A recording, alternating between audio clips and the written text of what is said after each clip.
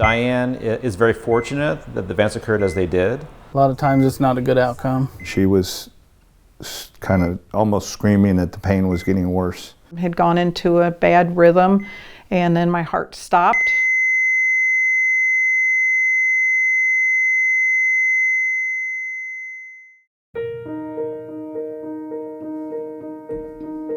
We were watching a movie that must not have been good. We fell asleep, and I woke up and I didn't feel good. I went to the restroom, and on my way back from the restroom, I knew that things were really bad.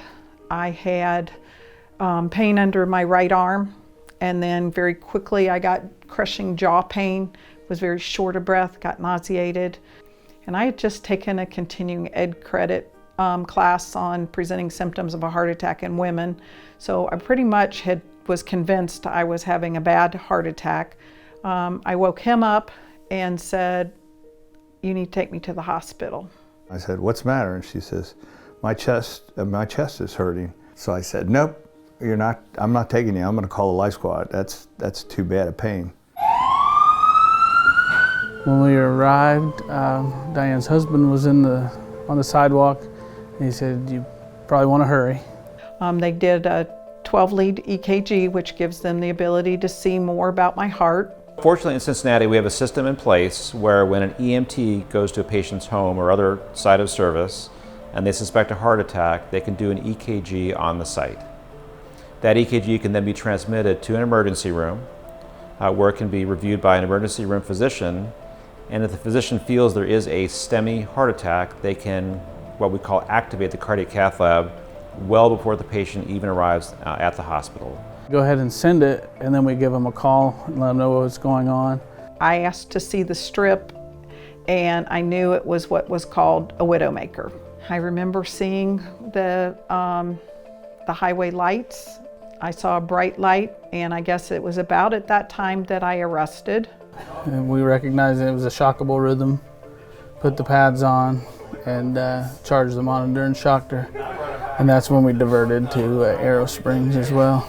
So as soon as we shocked her, it went from the shockable rhythm to asystole, which is what everybody knows is a flat line. And I began compressions. I woke up to them doing compressions. I couldn't feel them, and I was thinking to myself, that was very good CPR. I wonder if I'm dead, because I don't feel it, with the shock that it had kept my chest from feeling the compressions. So I thought, well, they probably need to stop. So I tapped the guy on the shoulder. She let me know that she was awake again and startled me a little bit. Even if they do get a pulse back, normally they don't wake up. She was completely alert.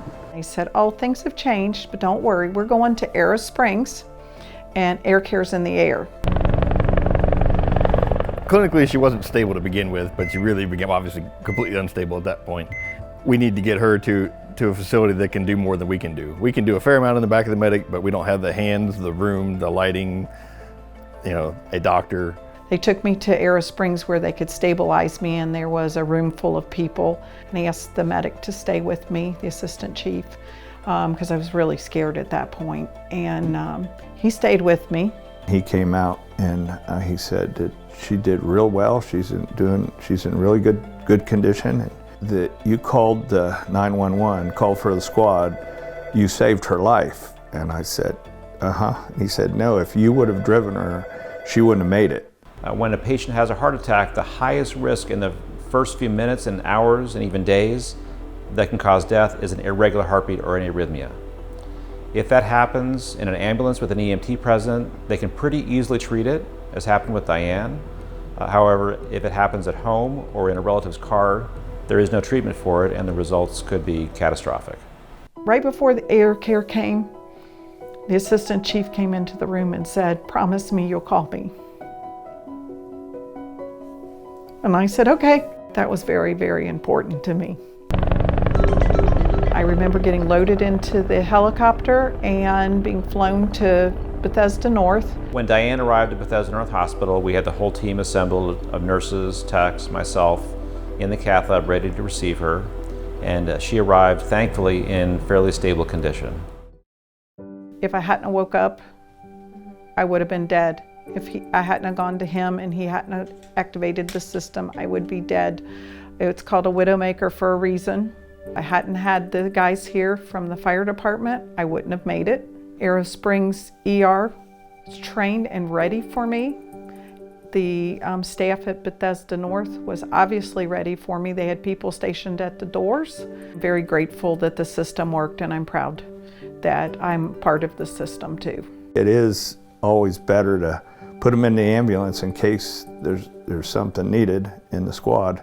They can take care of it, which I wouldn't have been able to do driving her. And at that point, minutes, seconds and minutes count. I'm here, I'm alive. Yes, you are.